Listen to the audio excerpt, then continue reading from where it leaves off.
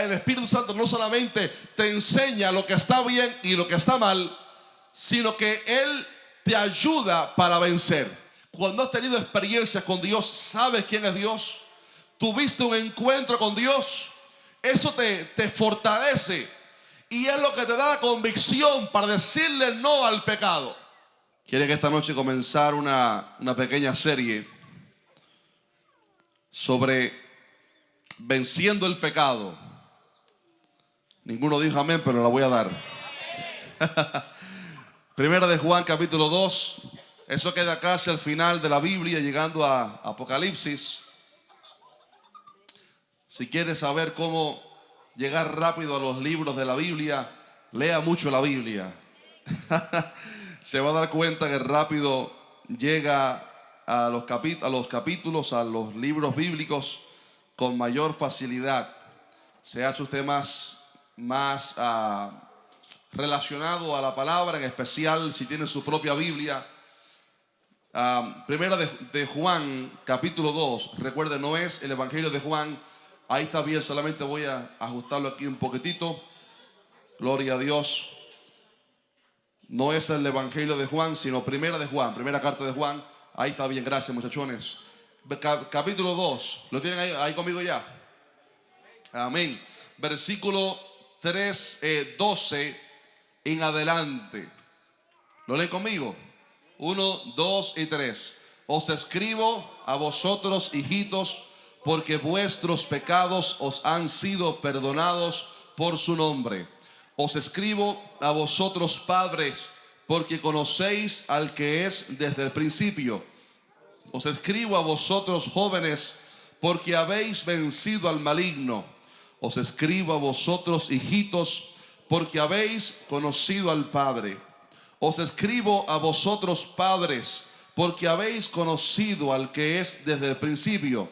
Os he escrito a vosotros, jóvenes, porque sois fuertes y la palabra de Dios permanece en vosotros y habéis vencido al maligno. No améis al mundo ni las cosas que están en el mundo. Si alguno ama al mundo, el amor del Padre no está en él.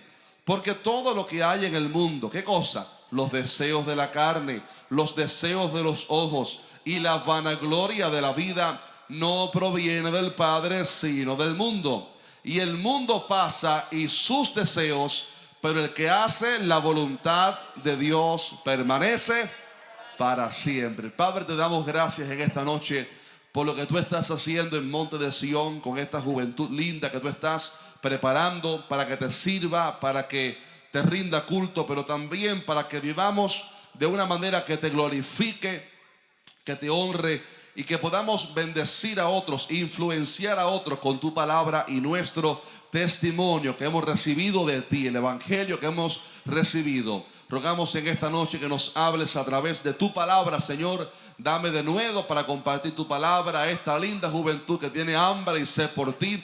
Y que en esta noche tú pongas fe en cada corazón, Señor, para que todos nosotros recibamos esta palabra que tú nos quieres dar a nosotros en el nombre poderoso de Jesucristo.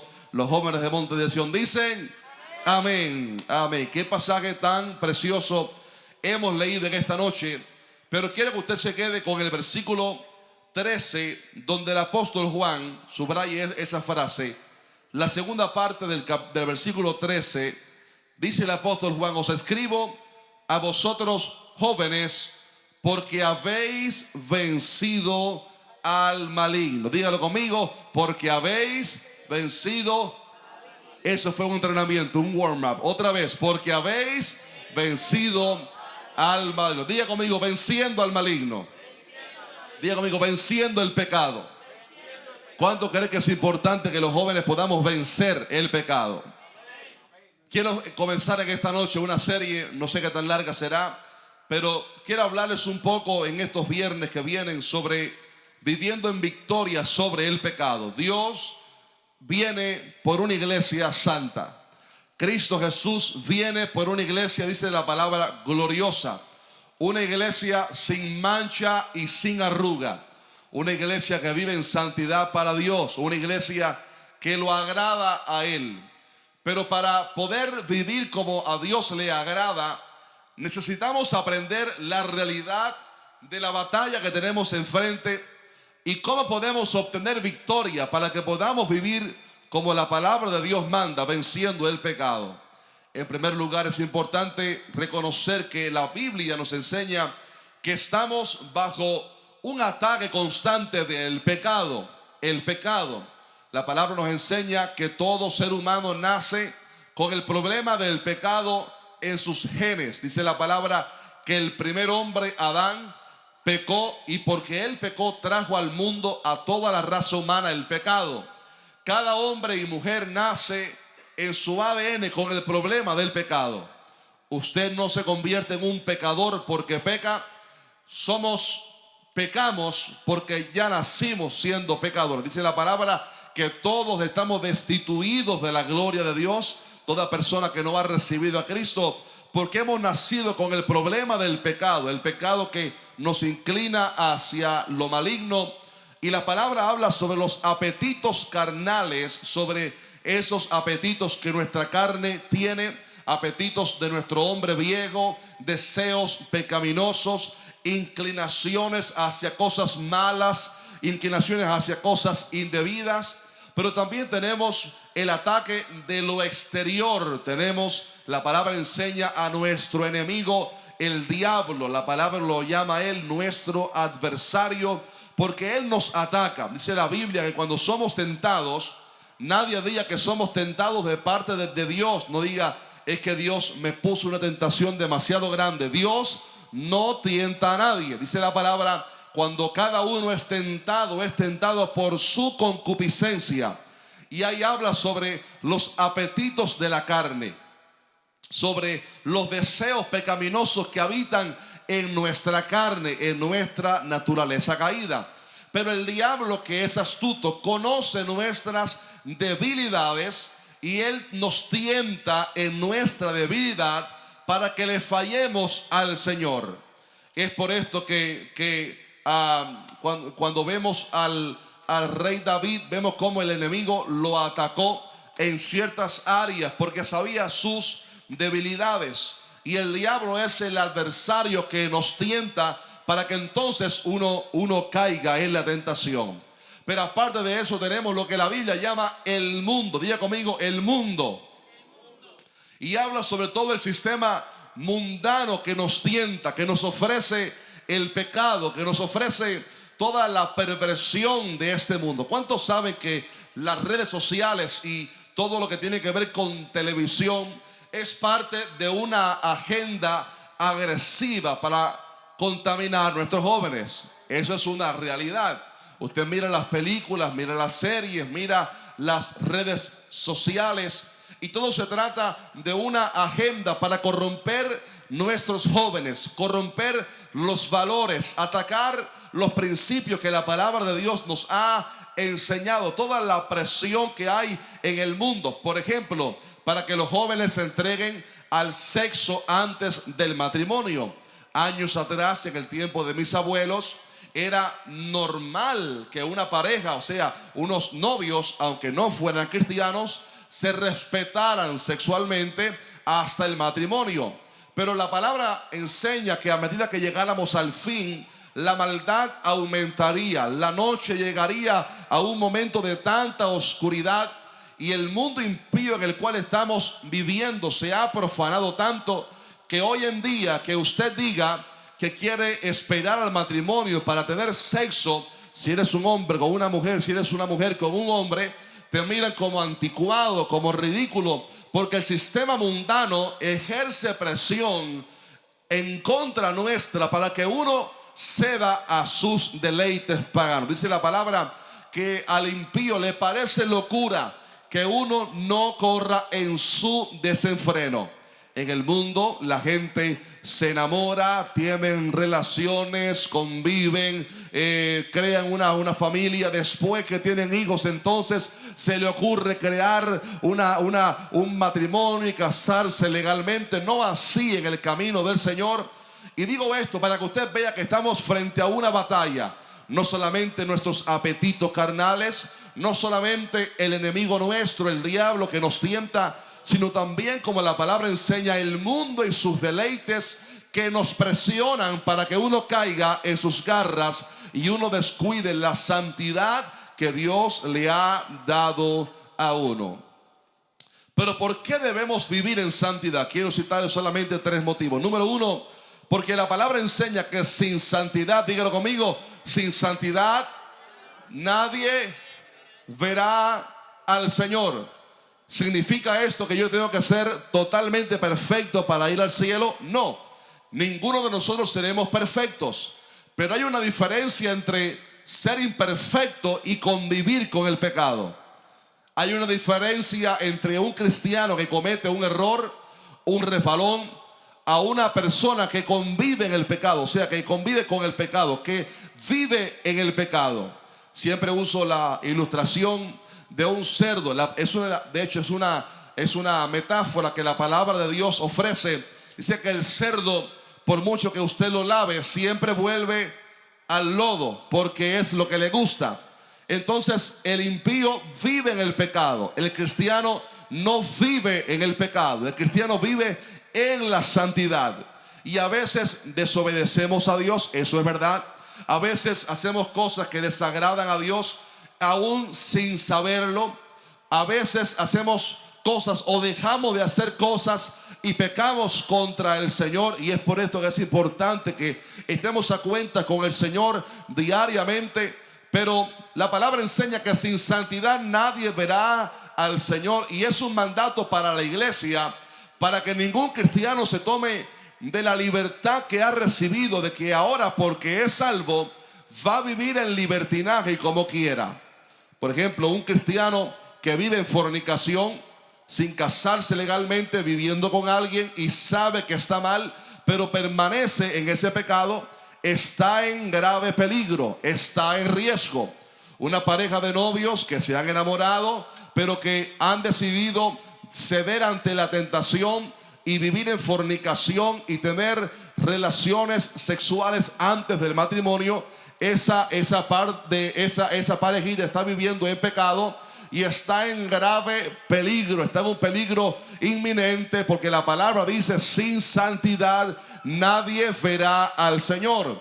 La palabra dice que Cristo Jesús viene por una iglesia sin mancha y sin arruga en su vestimenta. Si alguien aquí en esta noche está viviendo en el pecado, viviendo en fornicación, viviendo en falta de perdón, odio hacia alguien, conviviendo con la pornografía, la masturbación, diferentes pecados, y no se ha arrepentido de eso, es necesario ponerse a cuenta con Dios y clamar a Dios por victoria, porque otra vez lo repito: sin santidad nadie verá al Señor.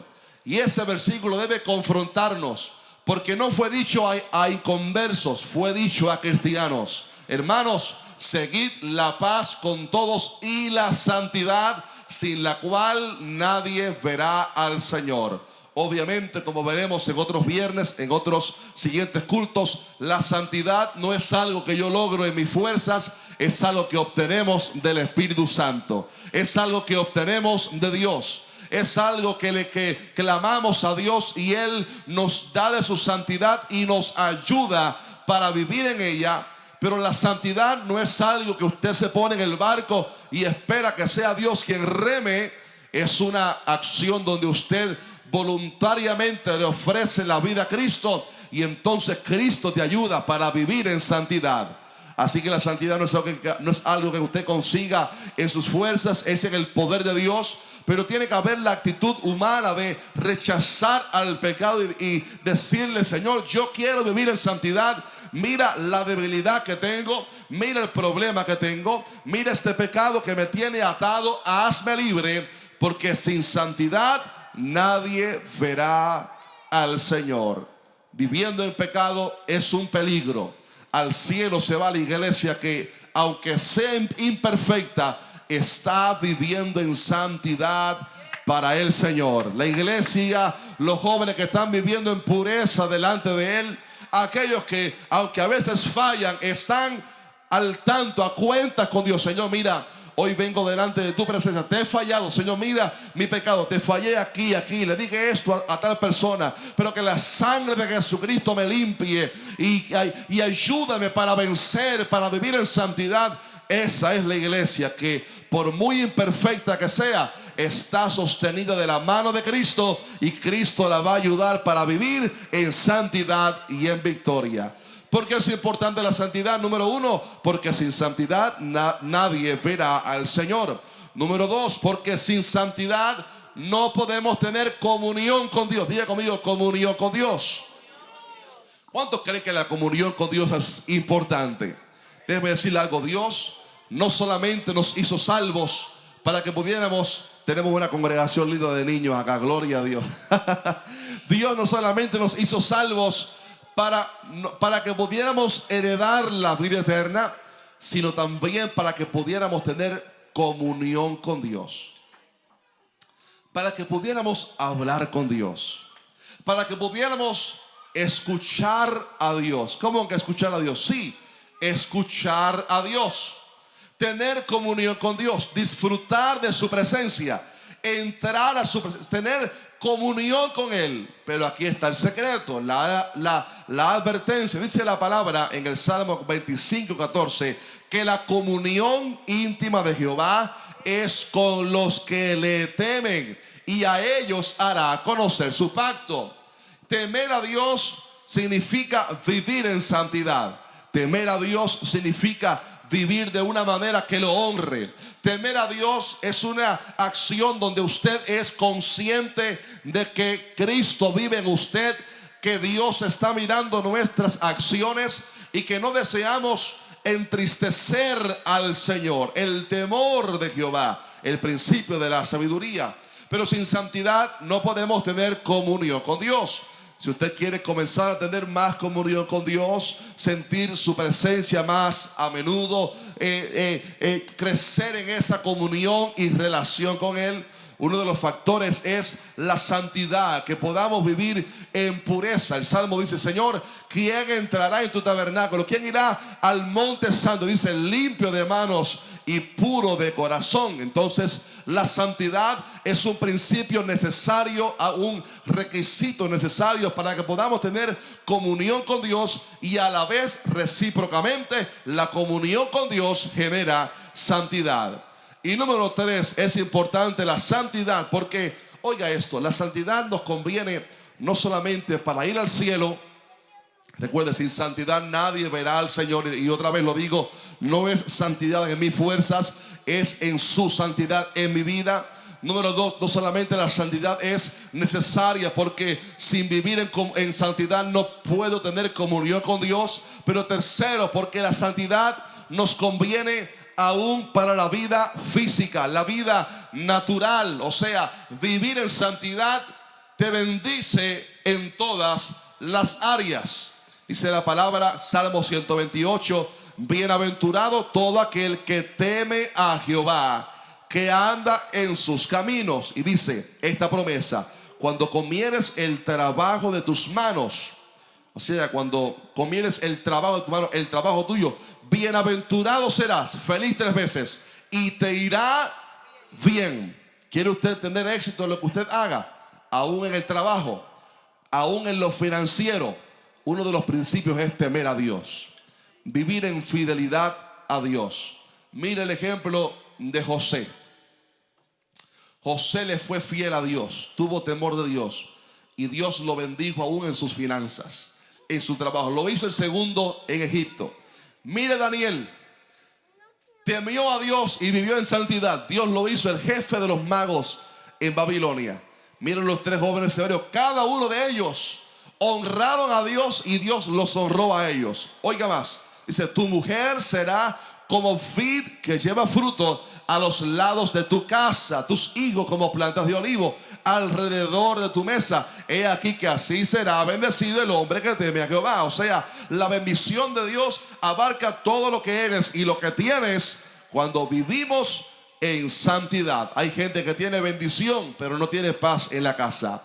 Hay gente que tiene todas las finanzas pero no tiene salud en la casa. Hay gente que tiene de todo, pero el que teme a Dios va a recibir la bendición de Dios. Así que por esto la santidad, estimado joven, nos conviene. Sin santidad nadie verá al Señor. Sin santidad no podemos tener comunión con Dios, y sin santidad no podemos tener la bendición de Dios. Es verdad que estamos en una batalla, es verdad que estamos bajo el pecado que nos asedia, es verdad que estamos frente a un mundo que nos tienta para que cedamos ante su presión y le seamos infieles a Dios. Pero es importante que anhelemos vivir en santidad. Pregunto, ¿cuántos quieren vivir en santidad para Dios? Pero quizás alguno de nosotros digamos, pastor, pero yo estoy batallando con esto. Yo estoy batallando con esta debilidad. Tengo problema en tal cosa. Tengo debilidad. Tengo una batalla fuerte. Siento que no puedo vencer. Y no importa cuánto yo me lo planifique, no puedo tener victoria. Quiero darte entonces algunas estrategias, principios para que podamos tener victoria contra el pecado, para que podamos vencer el pecado y entonces vivir en santidad. Número uno, y quizás solamente me quedo hoy en este primer principio, en este primer mandamiento de la palabra, esta primera estrategia, y es la importancia, grábese esto conmigo, de tener un encuentro con Cristo. Dígalo conmigo, tener un encuentro con Cristo. Le pregunto a usted, ¿ha tenido usted un encuentro con Cristo? Jesús le dijo a Nicodemo: te es necesario nacer de nuevo. Nacer de nuevo no es recibir el bautismo del Espíritu Santo. Nacer de nuevo no es hablar en otras lenguas. Nacer de nuevo no es sanar enfermos. Nacer de nuevo es sencillamente el momento en que alguien recibe a Cristo por fe, se arrepiente de sus pecados, cree en Jesucristo, y en ese momento el Espíritu Santo viene a vivir al corazón de la persona, y ahora la persona es una nueva criatura. Si usted ha creído en Cristo genuinamente, usted ha nacido de nuevo. ¿Por qué digo que es necesario nacer de nuevo para vencer el pecado? Oiga esto, joven, preste atención a esto, porque necesitamos esta palabra. Número uno, es necesario el nuevo nacimiento para vivir en santidad. Número uno, porque recibimos el Espíritu Santo en el momento en que nacemos de nuevo. Lo recibimos, es un misterio. Nicodemo dijo: ¿cómo puede hacerse esto? ¿Cómo es esto? Que Cristo dijo: así como el viento sopla de donde quiere y no sabes de dónde viene ni a dónde va, así es todo aquel que es nacido del Espíritu. En otras palabras, nadie puede explicar con palabras humanas cómo es que alguien acepta a Cristo y sencillamente su vida cambia, y Cristo viene a vivir al corazón, y la vida es transformada, y de pronto es una nueva criatura. Nadie puede explicarlo, es un misterio.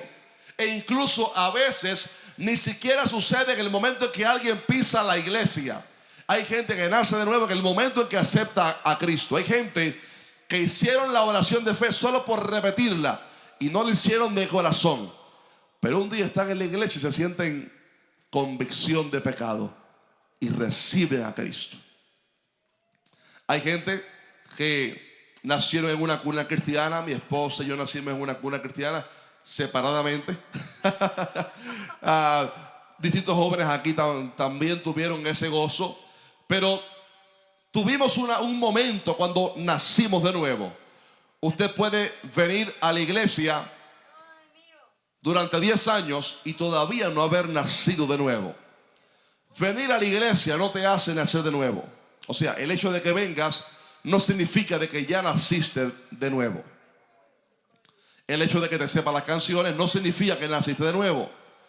El haber nacido de nuevo se produce cuando alguien genuinamente se arrepintió de sus pecados. Y ojo, arrepentirse no es sentirse mal solamente, es un deseo de un cambio. El arrepentimiento es cuando te sientes miserable de ti mismo, Como dijo Pablo en Romanos 6, miserable de mí. Miserable de mí. ¿Quién me librará de este cuerpo de muerte? Es cuando te das cuenta que eres pecador. Es cuando te das cuenta de que no puedes acceder a Dios. Es cuando te das cuenta de que no importa cuánto hagas, eres inmerecedor. You cannot compare to his holiness. No puedes compararte con su santidad. No puedes alcanzar ese nivel. Yo tengo un primo segundo o tercero, es hijo de un primo de mi mamá. Y este muchacho nació en una cuna cristiana. Él, cuando era joven, decidió ir a una universidad cristiana para estudiar, para ser un ministro. Porque su papá era pastor, su abuelo también fue pastor. Los Castañeda, familia Castañeda. Y este primo fue a una universidad cristiana para estudiar, para ser ministro. Y allá en la universidad cristiana, como él todavía no había nacido de nuevo, recuerde, usted puede haber nacido en el evangelio, puede estar en la iglesia, puede venir a todos los cultos y todavía no haber nacido de nuevo. Fue a la universidad y se encontró ahí con un profesor ateo. Es una de las cosas, de hecho, ridículas en este país. Cuando hay una universidad que, aunque se llame cristiana, se afilia al Estado, una de las cosas que el gobierno pide es que hayan profesores que enseñen distintas materias que no tienen que ver con la Biblia. Y por obligación tienen que meter maestros ateos y gente así en la universidad cristiana. Y como este joven primo mío aún no estaba bien firme en el Señor, aún no había tenido lo que voy a explicarles a continuación, convicciones de quién es Cristo por haber, mi amor, agarra ya Benji, please. Convicciones por haber nacido de nuevo. Este primo mío se dejó seducir por la mentira de las filosofías. Y cuando llegó a casa, llegó diciendo: papá, mamá, no creo en Dios, soy ateo ahora. Imagínense usted qué dolor. Y estuvimos orando por mi primo. Pero él cuenta que un día, mientras que estaba manejando su carro, él solito estaba ahí. De repente comenzó a sentirse tan sucio, tan impío, tan pecador. Y fue ahí que clamó a Cristo. Y fue ahí que nació de nuevo. Entonces, el nuevo nacimiento se produce, número uno, cuando alguien reconoce su pecado. Una vez nos encontramos con un borracho allá afuera. Creo que estaba Junior allá afuera. Y le dije: ¿quieres aceptar a Cristo? Claro que sí. Repite conmigo. Repite conmigo. No, que repita conmigo. Ah, ok. Señor Jesús, te recibo en mi corazón. Yo te recibo. Perdona mis pecados. Bueno, tampoco es que tenga muchos pecados, pero si tengo alguno, perdóname. Mientras no haya una convicción de pecado, no puede haber nuevo nacimiento. Mientras alguien no se sienta miserable por su pecado, no puede haber nuevo nacimiento. ¿Se recuerda usted a aquel ladrón de la cruz? Le digo al otro: ¿cómo tú vas a hablarle a este? Nosotros estamos pagando justamente porque somos pecadores, somos ladrones. Pero este Jesús ningún mal hizo. Señor Jesús, acuérdate de mí cuando vengas en tu reino. Él reconoció su pecado. Es ahí que hay nuevo nacimiento. Número uno. Número dos, cuando alguien cree por fe en el sacrificio de Cristo. Cuando usted entiende que usted no puede comprar la salvación, que usted no puede ganarse la salvación, que usted no puede, todos mirando aquí, please, que usted no puede hacer nada para ser salvo, que solo tienes que recibir la verdad trascendental de que Cristo Jesús murió por ti y que si lo recibes, eso basta. Creer que Dios Padre castigó al Hijo en mi lugar y en tu lugar, y decirle: Jesucristo, yo creo en mi corazón lo que la Biblia dice, que tú moriste por mí para tomar mi lugar, que Dios te levantó de los muertos al tercer día, que si creo en ti y te confieso, soy salvo. Yo te confieso y te acepto en mi corazón. Y en el momento en que alguien se siente pecador y acepta por fe el sacrificio de Cristo, automáticamente nace de nuevo. Todos los pecados son perdonados. Aleluya. La vida es cambiada. Cristo Jesús viene a través del Espíritu Santo a vivir en el corazón, en el espíritu de esa persona. Y es aquí por lo cual nacer de nuevo es importante. Número uno, porque cuando viene el Espíritu Santo, Él te lleva a toda verdad. Dijo Cristo, Juan capítulo 16, cuando venga el Espíritu de verdad, Él os guiará a toda verdad. Él os guiará a toda verdad. Significa, el Espíritu Santo no solamente te enseña la verdad, sino que te enseña la verdad sobre tu condición. Aleluya. Te confronta. Ya no es solamente la conciencia hablándote. Óyeme, lo que hiciste estuvo mal. Ahora tienes el Espíritu Santo, que es más poderoso que la conciencia. Porque la conciencia puede ser cauterizada, el Espíritu Santo no. O sea, el Espíritu Santo está ahí permanentemente hablándote. Y cuando haces algo mal, el Espíritu Santo te lleva a la verdad. Mira, lo que hiciste estuvo mal. Y comienzas a sentir una incomodidad, una tristeza por lo que hiciste. Y es el Espíritu Santo hablándote y llevándote a toda verdad. Es por esto que para vivir en santidad hay que tener el Espíritu Santo. Hay que haber nacido de nuevo. Porque si no has nacido de nuevo, no vamos a ver ni a entender el reino de Dios. No vamos a comprender los misterios de la palabra.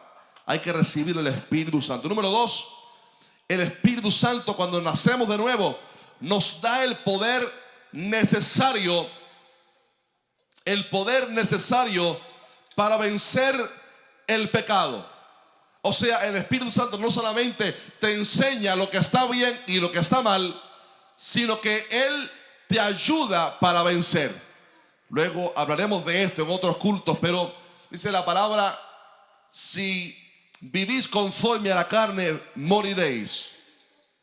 Mas si por el Espíritu hacéis morir las obras de la carne, entonces viviréis. O sea, el Espíritu Santo te capacita para que puedas vivir en victoria. Él te da el poder para que seas vencedor. Pero también porque cuando naces de nuevo, y esto es en lo que me quiero enfocar en esta noche y termino, es que el nuevo nacimiento, oiga esto por favor, la experiencia de haber conocido a Cristo, dice la Biblia que el Espíritu Santo da testimonio a nuestro espíritu de que somos hijos de Dios. Cuando usted es cristiano, usted nació de nuevo y usted tuvo un encuentro con Dios, déjame decirle, eso genera en usted convicciones que no hay quien te saque de ahí. ¿Cómo le llaman en inglés? Roots. Conviction, sí, pero ¿cómo se llama? Las raíces que están bien. Se dice you're rooted to the ground. Did I say it right? Estás pegado a una roca firme cuando has tenido un encuentro con Cristo. Y no importa si viene un profesor de filosofía, no importa si viene Dalila. Ay, Dalila, que el Señor te reprenda. Hay algunos que dicen, ay, que venga Dalila, que venga. Cuidado, dice la palabra, huid de la fornicación. Huye. Cuando usted tiene un encuentro con Cristo, desarrolla convicciones de quién es Dios.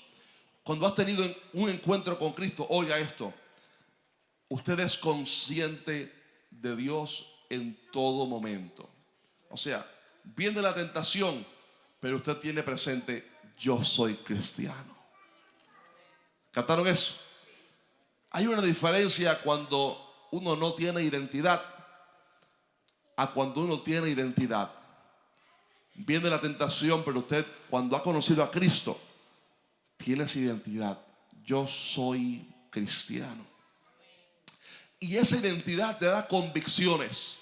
Cuando has tenido experiencias con Dios, sabes quién es Dios. tuviste un encuentro con Dios, eso te fortalece y es lo que te da la convicción para decirle no al pecado. Amén. José vino la esposa de Potifar, una especie de Dalila en su época, y José dijo: ¿cómo haría yo este gran mal y pecaría contra Dios? Mire, estaba solo con la esposa de Potifar. El pecado estaba a la mano. No había nadie mirándoles. No había ningún pastor frente a ellos. No estaba papá ni mamá. Estaba el jovencito solo con la mujer pecadora. Seguramente no era fea. Era la esposa de un principal de Egipto. Y lo que mantuvo firme a José para no pecar con la esposa de Potifar fue la convicción de quién era Dios. Él dijo: ¿cómo haría yo este gran mal y pecaría contra Dios? Cuando has tenido un encuentro con Cristo, te genera convicción de quién es Dios, y eso es una raíz firme que te mantiene sólido ante la tentación. Es lo que te da identidad, la convicción de que has conocido a Dios. ¿Cómo yo sé si he tenido un encuentro con Cristo o no? Cuando has tenido un encuentro con Cristo, hay algunas evidencias que se manifiestan. Número uno, cuando naciste de nuevo, sientes pasión por Dios. Pasión por Dios. ¿Sientes pasión por Dios? ¿Sientes pasión por Dios? ¿Sabe que hay gente que solamente son que les gusta el cristianismo? Ay, qué bonito el cristianismo. Ay, qué bueno, sí. Ir a la iglesia es bueno. Qué bonito. Qué bonito para los niños. Sí, claro que sí. Voy a ir pronto para que los niños crezcan. Ay, qué bonito, qué bonito. Simpatizan con el evangelio. Son simpatizantes. Pero cuando alguien ha nacido de nuevo, número uno, siente pasión por Dios. Dice la Biblia, Gálatas 4:6: y por cuanto sois hijos, diga fuerte conmigo, hijos, Dios envió a vuestros corazones el Espíritu de su Hijo, o sea, el Espíritu Santo, dice, el cual clama Abba Padre. El cual clama Abba Padre. ¿Sabe usted lo que significa Abba Padre? Papito lindo. Pero es un clamor de amor, de pasión. ¿Dónde está Josué? Hace poco, hace como 6 meses, recuerdo una experiencia que tuve. Él estaba buscándonos en la casa, y de pronto cuando voy a verlo estaba así con las manos abiertas y llamando: papá, papá, con las manos abiertas así, bramando ahí como el siervo brama. Y el Señor me dijo: así como te sientes tú mirando a tu hijo, bramando, clamando por ti, así me siento yo cuando clamas por mi presencia. Y les estoy hablando de una pasión por Cristo, amor por Cristo. ¿Amas tú a Cristo? ¿Sientes pasión por Él? Compáralo con cuando usted se enamora. Lo que usted siente es pasión. Siente una pasión. Usted siente una pasión ahí que el corazón late y siente como algo que sale de aquí adentro del estómago. Estás enamorado. Se rieron algunos que están por ahí por esa onda. Pero cuando estás enamorado de Cristo, sientes pasión por Él. El salmista dijo: como el siervo brama por las corrientes de las aguas, así clama por ti, oh Dios, el alma mía. Siente usted pasión por Dios, eso es evidencia de que has nacido de nuevo. Se lo pongo un ejemplo. Cuando usted llega a la iglesia, cuando usted llega a un culto, ¿sientes pasión por Dios? Por ejemplo, mientras que están adorando a Dios, ¿no sientes aquí algo que te dice es momento de adorar? Y sin que te digan nada, usted solito, ay, qué lindo, Señor, te adoro en esta noche. Usted se deleita en su... No lo hace mecánicamente por religiosidad. No, es que te nace. Es que sientes pasión por Dios. Eso es un síntoma, o sea, una evidencia de haber nacido de nuevo. Sientes pasión por Dios, lo adoras, sientes hambre por Él, hambre por su presencia. Número 2, adelanto rápido, hambre por la palabra, hambre por leer la Biblia, hambre por la palabra, sí. Número 3, tienes deseos de compartir el evangelio. De la abundancia del corazón habla la boca. Los discípulos dijeron, es que no podemos dejar de decir lo que hemos visto y oído. El que ha nacido de nuevo, oiga esto, ha tenido un encuentro con el Salvador. Y porque ha tenido un encuentro, tiene deseo de compartir su encuentro. Otra vez lo llevo al nivel del enamoramiento. Cuando te enamoras, por mucho que trates de mantenerlo en secreto, siempre hay alguien que tú tienes que decírselo. You cannot keep it to yourself. You need to tell someone, because there's a big fire inside you. Am I right? Sientes una pasión aquí que quieres compartir. Óyeme, lo que yo siento por Ariana es muy fuerte. Todavía 10 años después te sigo amando, mi amor, con la misma intensidad. Claro, no le digo así cuando nos conocimos. Le dije Ariana, yo quiero decirte que yo quiero que oremos juntos. Y ella estaba así como diciendo, dale, habla rápido, dale, síguelo, suéltalo. Cuando le dije, me dijo, sí, está bien, y la enganché ya. Pero cuando usted ama, usted comparte. Yo recuerdo que le hablé al tío mío Moisés, que estaba aquí, le dije, Moisés, conocí a la muchacha de mis sueños, ¿le hablo o no le hablo? Y me dijo, claro, muchacho, háblale, que te la llevan. Y dije, voy para allá. Esa misma noche le dije, venga, quiero que oremos juntos, que un día nos casemos. Ella me dijo, sí, está bien, y gloria a Dios. Lo demás es historia. Pero le digo esto solamente para que se rían un poco y sepan que cuando uno ama a Dios, cuando uno ha tenido un encuentro con Él, uno tiene pasión por Él. Uno siente pasión por leer sus cartas de amor. Y uno siente pasión por compartir lo que tienes aquí. Como dijo la samaritana, vengan y vean a uno que me ha dicho todo cuanto he hecho. ¿No será este el Cristo? Y después le dijeron, mujer, ahora no creemos solamente por lo que nos dijiste, sino que hemos visto también nosotros que este es el Hijo de Dios, el Salvador. ¡Aleluya! Jóvenes queridos, cierro con esto. Es necesario, como dijo Cristo a Nicodemo, nacer de nuevo. Y en esta noche, usted sabe si ha nacido de nuevo o no.